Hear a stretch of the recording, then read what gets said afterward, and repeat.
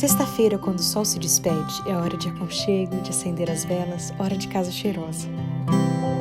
A penumbra da tarde de sexta é hora de comida boa, de risada, de família perto, de música bonita. É hora de cantar e de ouvir, de falar e calar. É o momento de lembrar de onde viemos e para onde vamos, de aquecer a alma com a presença do Eterno, que é o Senhor desse dia. É o nascer de um dia e no morrer de outro. É a lembrança, a herança e a aliança que nunca morre. O sol baixando é o sinal, o momento de parar, respirar e viver as próximas 24 horas em completo estado de entrega, com o peito aberto para amar e os ouvidos prontos para ouvir. Esse é o sábado e ele começa no pôr do sol.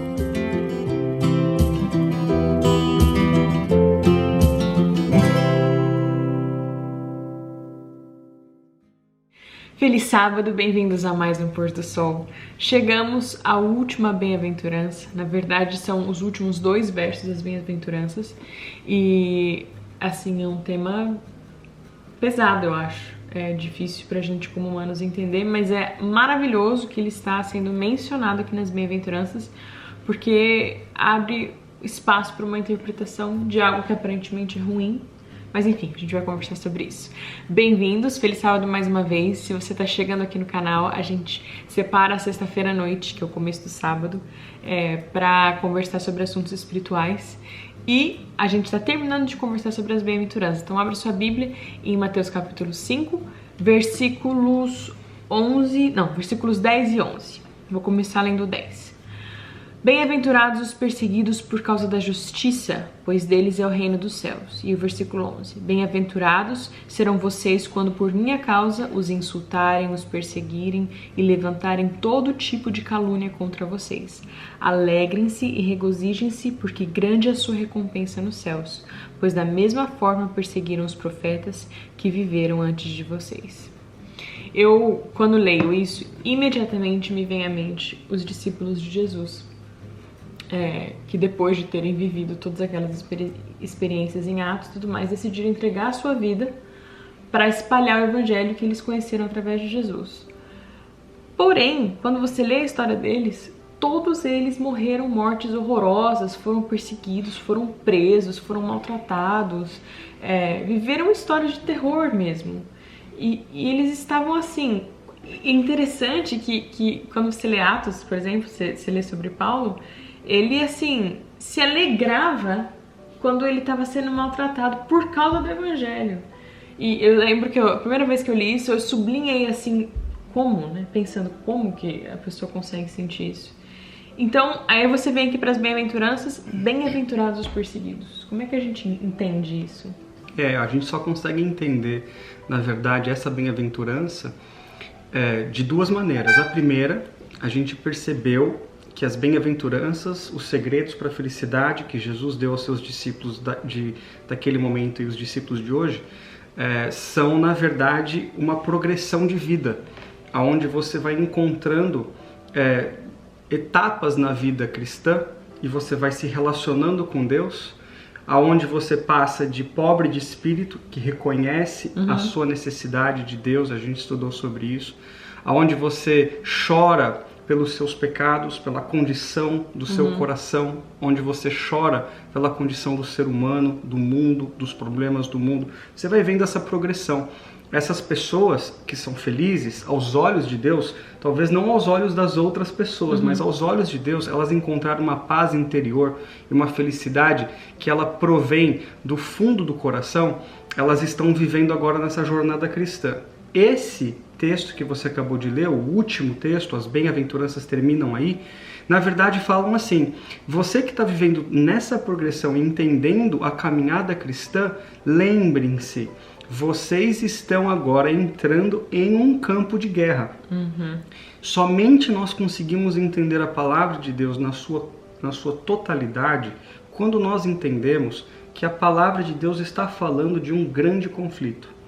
O tema do grande conflito, ele se estende do Gênesis ao Apocalipse. Ele não se atém a isso aqui, né? Não, a essa realidade, a essa vida que a gente Porque é o que você falou, essa perseguição, essas mortes, essas dores que foram causadas, e muitos são aqueles que já sofrem, estão sofrendo agora, se você se atém só a isso que está acontecendo agora, você não consegue entender o plano maior. Existe uma guerra, essa guerra cósmica do grande conflito entre bem e o mal, onde a Bíblia muito claramente apresenta essa guerra. E existe um pós-guerra, existem aqueles que vão viver com Cristo, existe a recompensa, e no livro do Apocalipse nós lemos sobre a recompensa, sobre a vitória, sobre o mundo ideal, sobre a paz que vai reinar sobre a terra. Mas hoje, nesse momento, nós estamos vivendo num grande conflito. Então, por isso que ele diz, felizes são aqueles que estão sendo perseguidos. Você tem que entender uma coisa, se você está sendo perseguido, é porque existe um adversário. Né? Então, lá em 1 Pedro, capítulo 5, versículo 8, Pedro fala claramente, ele diz assim, porém sede sóbrios, fiquem atentos, porque Satanás, o seu adversário, se coloca como um leão que está ao seu redor tentando destruir a sua vida. Quem é o adversário? Quem é o perseguidor? Jesus fala, felizes são aqueles que são perseguidos. Então a pergunta é, quem está sendo perseguido e quem persegue? Esse ponto de vista é muito importante a gente discutir aqui, porque muita gente enfrenta perseguição quando decide seguir a Jesus, em diferentes níveis, tá? Pode ser uma perseguição dentro da família, eu tenho familiares que, enfim, de um lado da família a gente tem mais gerações de cristãos, né? Adventistas, na verdade. E do outro lado da família, não foi assim. Então, quando a minha avó decidiu se converter, houve uma perseguição dentro de casa. E muitas vezes esse tipo de perseguição faz com que você ou se desanime ou desista. Fale, não vale a pena, tá muito difícil, não é pra ser assim, não vale a pena. Mas aí que tá o ponto, né? Deus não está convidando você a ficar feliz pelo sofrimento. Deus está convidando você a ficar feliz no sofrimento, apesar do sofrimento, por uma razão clara. Porque quando você entende que existe esse grande conflito, você vem numa progressão, crescendo no seu relacionamento com Deus. Logo, o inimigo percebe que você está ganhando território, porque essa é uma batalha espiritual. Você começa a influenciar pessoas, você começa a falar do amor de Deus para as pessoas. A sua vida, como a gente leu, é uma vida de paz. Você prega a paz, você é misericordioso, você é amoroso. E a luz de Cristo brilhando em você começa a brilhar nas trevas. E o que acontece quando isso se coloca de forma clara? Você começa a trazer para as trevas a luz, e o princípio das trevas no mundo espiritual fica extremamente agitado.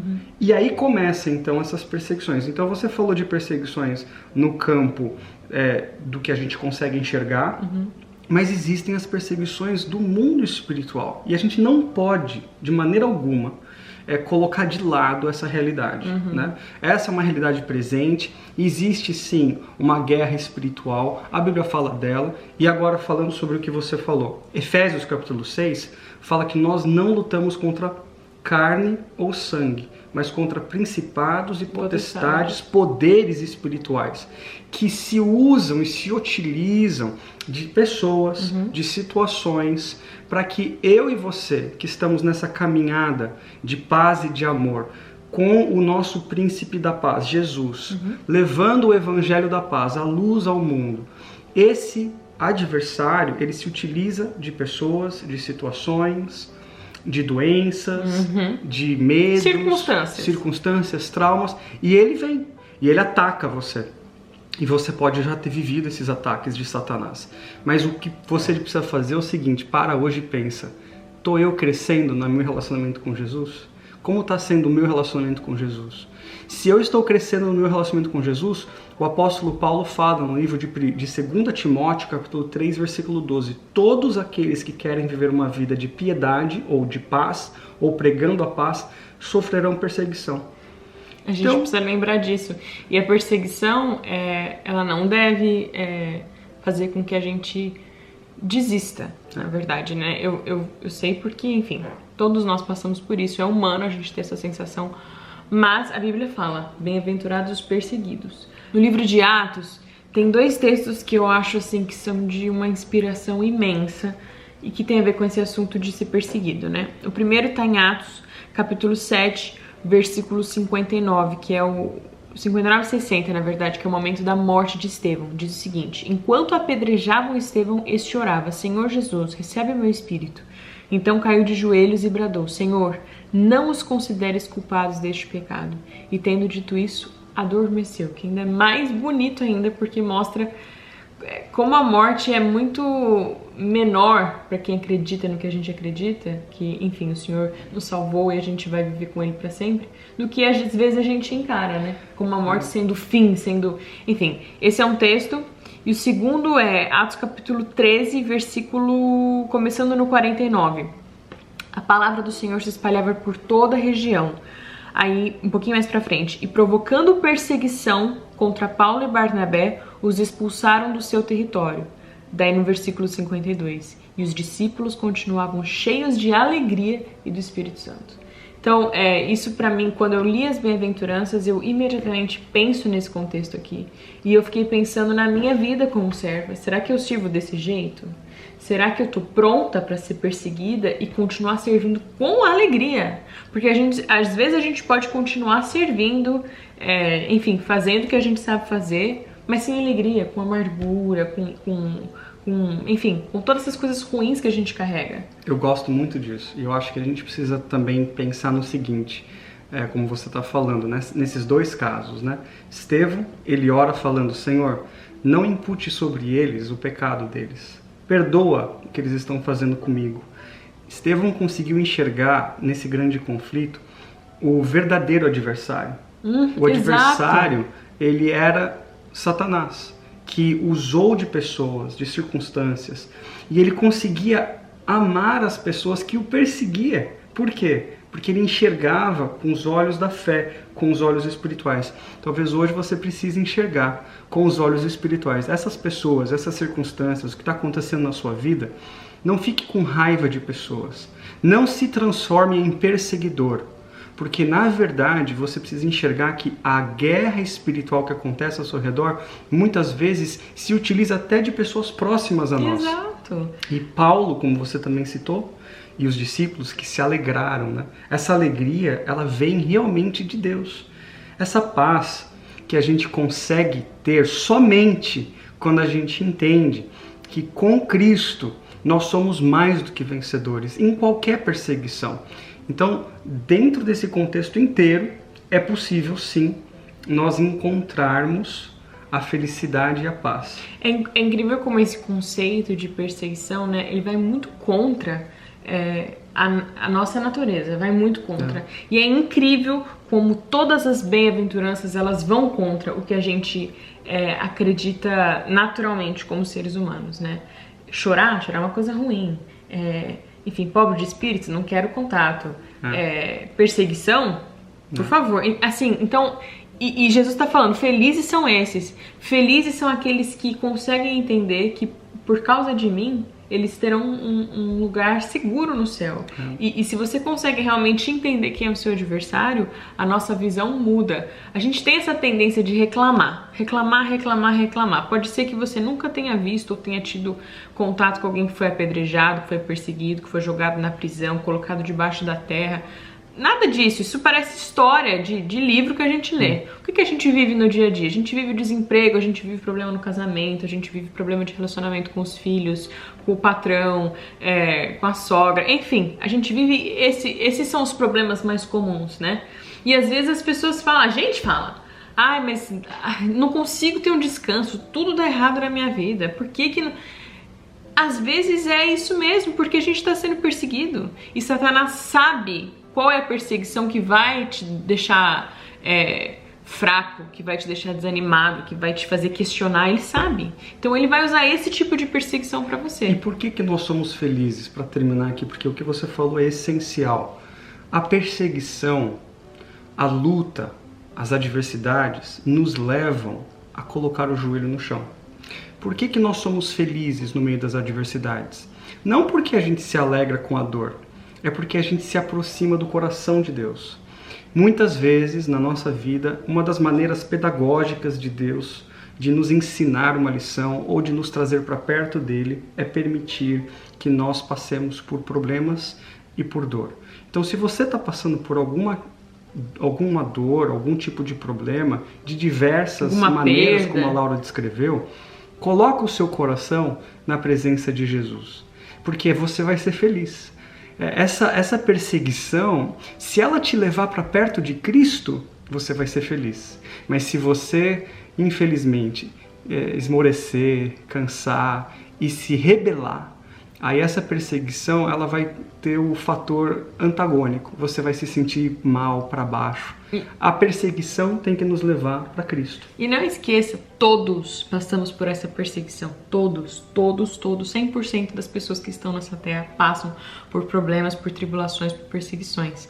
Mas a gente, graças a Ele, temos Jesus que nos dá essa certeza que nós somos bem-aventurados pelas nossas perseguições. Amém. Foi muito legal a gente passar esse tempo com vocês. Acabou aqui. Exato, essa foi a última bem-aventurança. As nossas 9 bem-aventuranças, que foi maravilhoso estudar com vocês. E agora? A gente vai conversar sobre os heróis da fé a partir de semana que vem. A gente vai escolher alguns ali que estão citados no livro de Hebreus, capítulo 11, né? A galeria dos heróis da fé. E a gente vai conversar um pouco sobre esses heróis da fé que às vezes realmente são colocados num pedestal. Mas aí a gente vai conversar sobre esse pedestal também. Enfim, muito obrigada pela sua companhia. Vamos orar? Vamos. Pai, obrigado mais uma vez pelo pôr do sol, pelo sábado que se inicia, por essa comunidade de amigos e família que já foi criada aqui nesse canal do YouTube. Nós sabemos, Senhor, que o Senhor tem o segredo para a felicidade. Nós estudamos alguns desses segredos. Nós queremos colocar todos eles em prática na nossa vida hoje.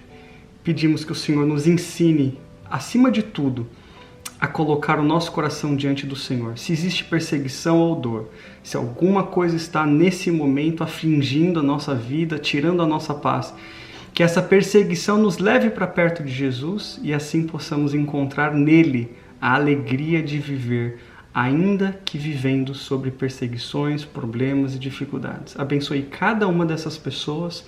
Nós te pedimos em nome de Jesus Cristo. Amém. Feliz sábado. Feliz sábado.